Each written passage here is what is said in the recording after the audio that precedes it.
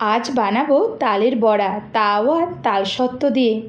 আপনাদেরকে পরে আমি দেখিয়ে দেবো কীভাবে এই রকম করে তালসত্ত্ব বানিয়ে আপনারা তালটাকে সারা বছর প্রিজার্ভ করবেন। আজকে আমি তালের বড়া বানানোর জন্য 3 থেকে 4টে তালসত্ত্ব নিয়েছি, দিয়ে হালকা গরম জলের মধ্যে আধ ঘন্টা মতো ভিজিয়ে রেখে দিলাম। এরপর একটা পাত্র নিয়ে তার মধ্যে দিয়ে দিলাম 1 বাটি ময়দা, 1 বাটি গুঁড়ো করা চিনি, কিছুটা নারকেল কোড়া, আর দিয়েছি একটু স্বাদ মতো নুন, এটা দিতেও পারেন নাও পারেন, আর দিয়ে দিলাম 1 বাটি সুজি, দিয়ে ভালো করে জল দিয়ে মেখে নেব। আর ওর সাথে আমি অ্যাড করে দিলাম, দেখুন তালমারিটা, কি সুন্দর তালমারি রেডি হয়ে গেছে আমার। ব্যাস, দিয়ে ভালো করে মেখে নিন।